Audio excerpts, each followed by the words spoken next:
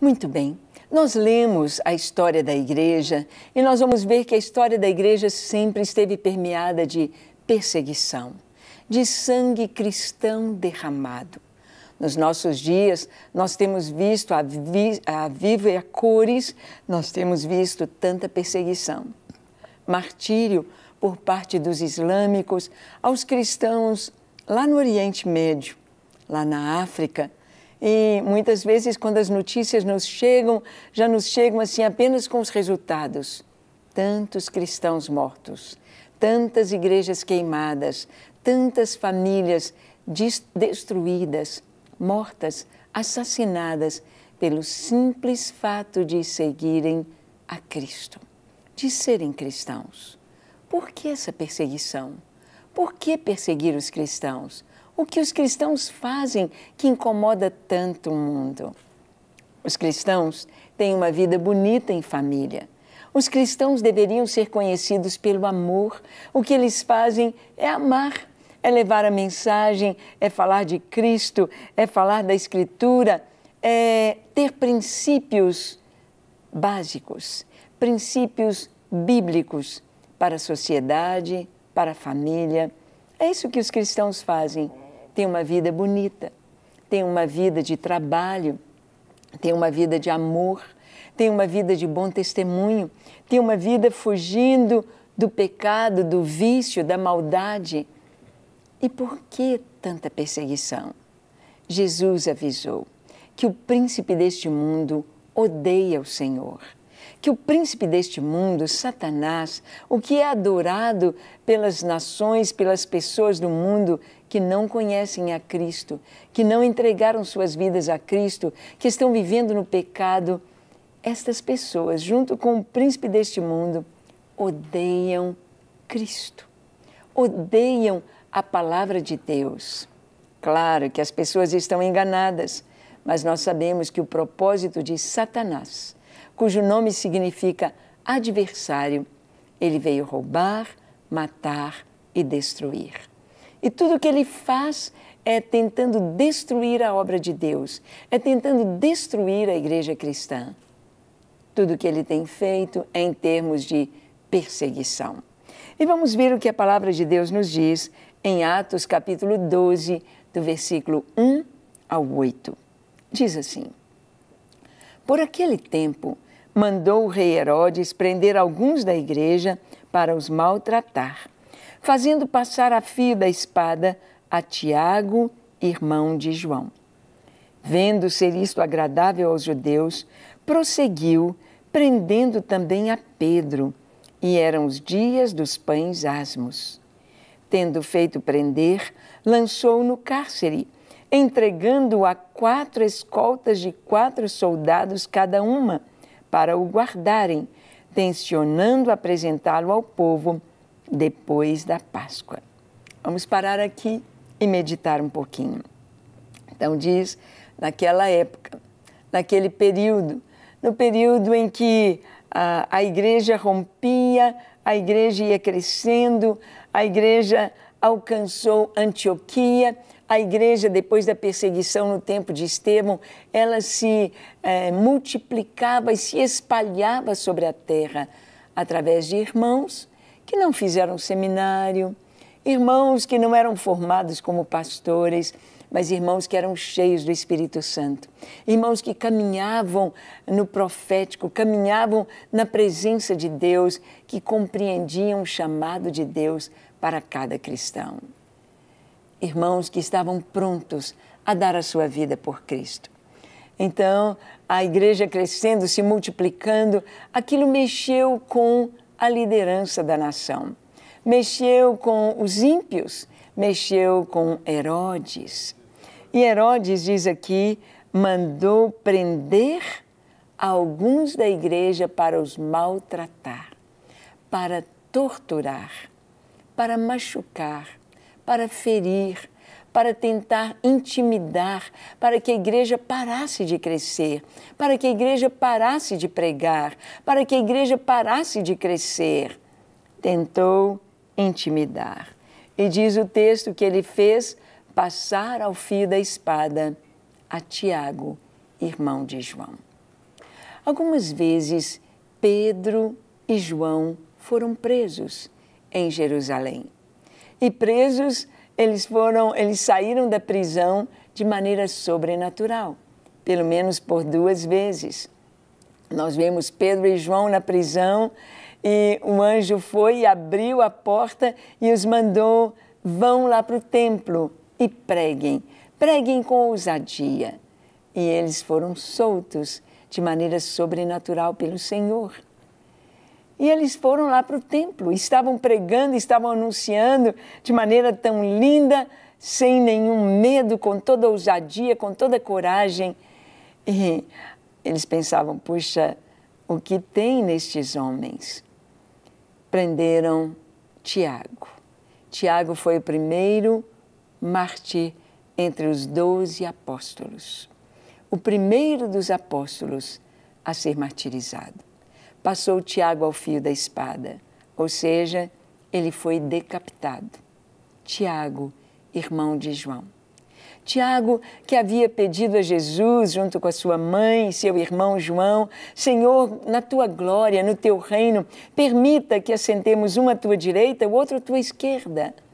E Jesus disse: olha, vocês estão prontos para beber o cálice que eu vou beber? A morte, a entrega. Eles disseram: podemos. E Jesus sabia que podiam e que o fariam.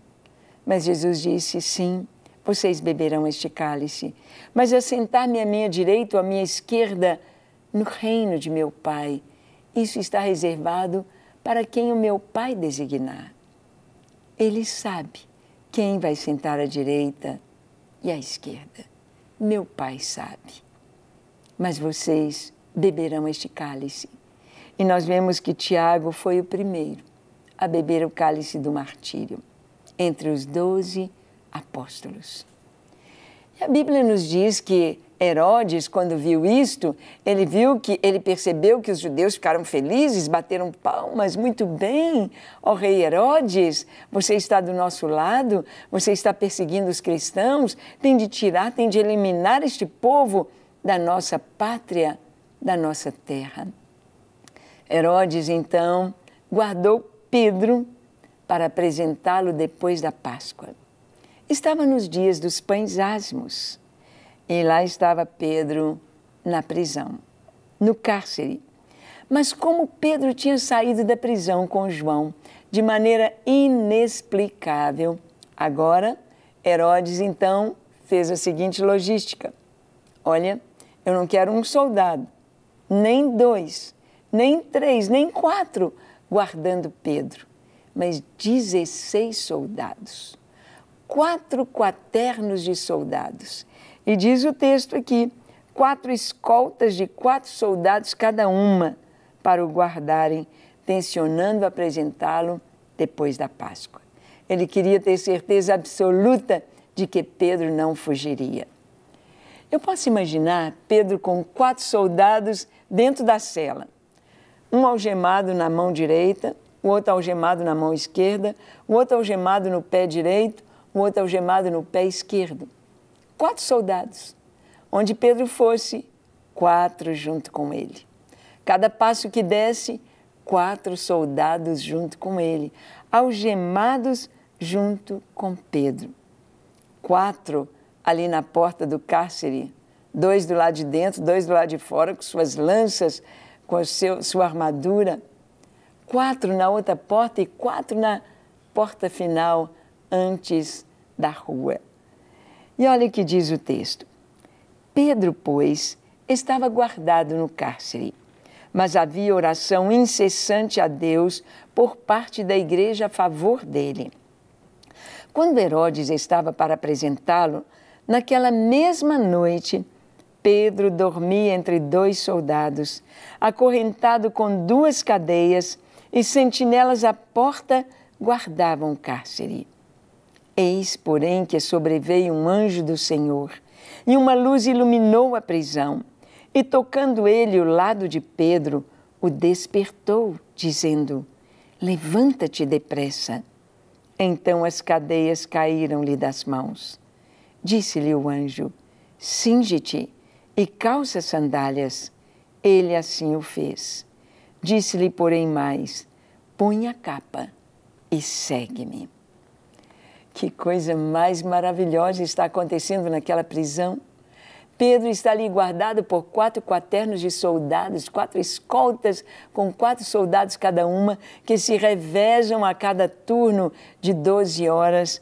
E agora Pedro está ali, dormindo. Como é interessante ver que podemos dormir no meio do perigo. Podemos dormir em meio à perseguição. Podemos dormir na iminência da morte.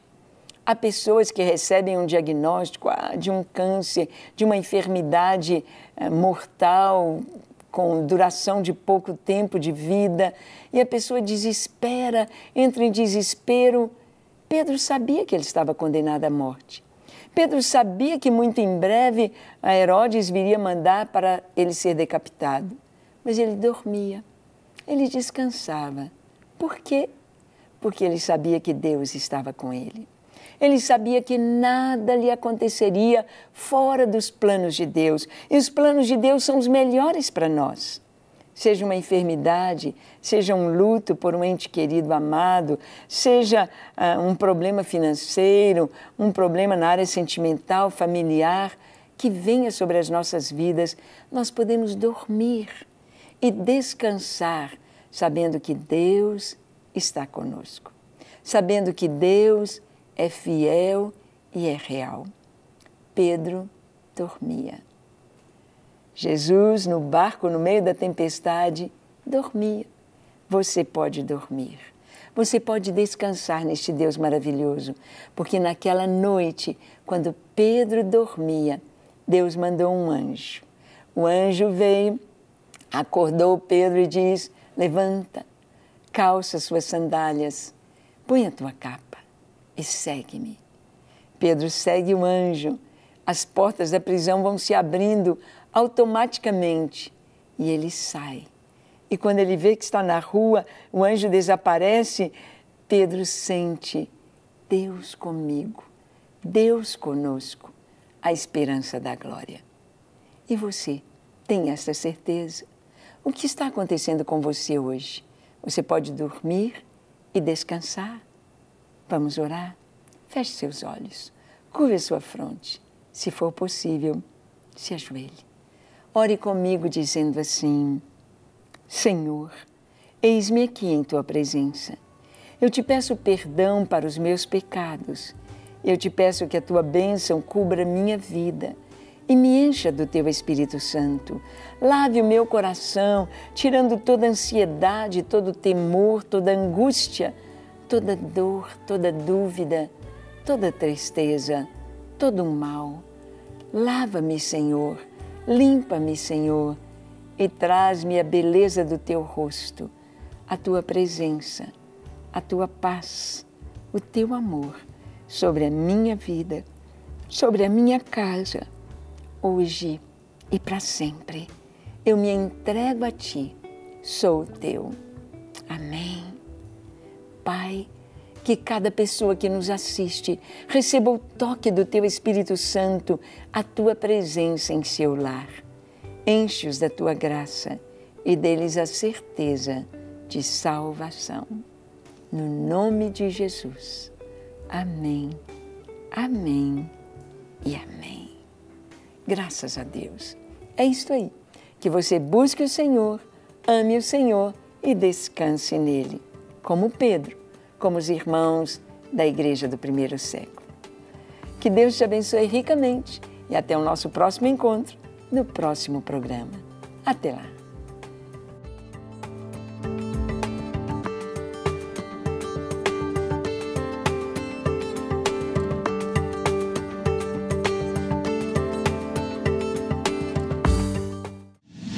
Para receber todas as novidades do canal, inscreva-se e, se curtir o vídeo, clique em gostei. Aproveite para acompanhar a Rede Super nas redes sociais.